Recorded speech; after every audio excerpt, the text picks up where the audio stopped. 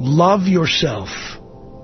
Love yourself first. I'm not talking about masturbation, you elementary morons out there. I'm talking to you about the way you feel about yourself defines everything you are and everything you ever can be. In my life at 12 years old, I looked around an $80 a month apartment, and my siblings and my dad, who was the hardest working person I ever knew, and he just essentially spun his wheels his whole life as he attempted to make a living and support a family. The moment came when I stood up and I said the following. I said, I'm better than all this. I'm smarter. Got more going for me. I don't want to be caught in the quicksand. At age 17, when I was about to leave town, everyone said, why aren't you going to the senior prom? Why are you going to the junior prom? My fear was this. I thought 10 steps ahead. And I said to myself, let's say I take a girl to the prom. Let's say she becomes my girlfriend. I'm going to be stuck in the quicksand. The quicksand of people who make $25,000 a year. The quicksand of people who have 3 children by age 21. The quicksand of not going to college. Not ever being a professional. Not ever making any money. Not ever being able to say, I am someone. Fortunately, I knew that at age 16. At age 12, I knew I was more than this. At age 16, I said I didn't want to get caught in the quicksand.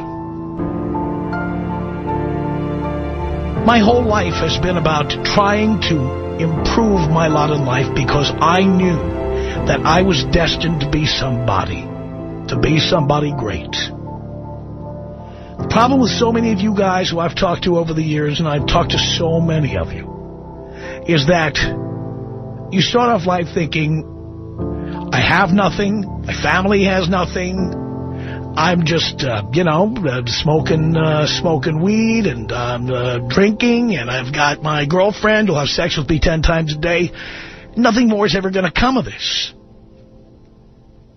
I'm here to tell you that I came out of the same world you're in now. I grew up dirt poor. I grew up in a family where we didn't know successful people, and we didn't know how to be successful. My mom told me ridiculous things over the years like, we don't play tennis, that's for rich people. We don't play the piano, rich people have pianos. And I said, F all that, I'm better than that. I am better than that. Over the years, I did some backsliding occasionally. I fell off the wagon.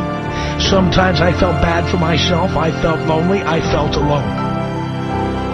And I had to get back up on the wagon. I had to get back up on the horse. In one case, I had to start going to a therapist to remind myself that I'm better than all that. That I deserve to be loved. Not by women. I don't look for love in the people I'm having sex with. Love has to come from within. You have to love you. And the reason you boys get into so much trouble and you have to call your professor for advice is because in many cases you don't have faith in yourself, you don't love yourself, you don't think you're ever going to be anybody. I grew up in one of the worst neighborhoods in the United States. There was no reason to believe I would ever be anything or anyone.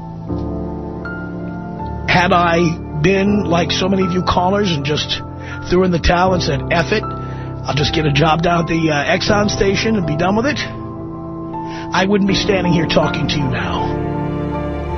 In my final class of Lykis 101, I want to remind you that if what you want to do is to get laid, you have to be successful or you have to appear to be successful. And in order to do that, you have to love yourself and believe in yourself. Don't be expecting other people to pump up your ego or pump up your self-esteem. It has to come from you. You have to believe you are great. You have to believe you are better than others. And if you don't believe that, then you need to become better than others. Get more schooling. Work harder. Practice more. Practice your jump shot. Whatever it is you have to do, if you're not better than others, make yourself better than others. You'll get laid. You'll have money. You'll be able to breathe easy when bad things happen. If there's one thing I've noticed talking to thousands, tens of thousands of people who've called in over the years, it's that so many of you have no faith in yourself. You don't love yourself. You don't even like yourself. You don't think you're going to be anybody. And you live your life like you're not going to be anybody. You have sex without condoms. You take risks. You risk HIV. You risk impregnating people. You don't care because you think there's nothing going on in your life anyway. There were times in my life that I thought I wanted to commit suicide when I was a kid. Thank goodness I didn't. Because I had no idea how great it was all going to turn out. And the same will happen for you. But first you have to believe it, and you have to have reason to believe it. Start loving yourself. Start treating yourself like you're better than all this.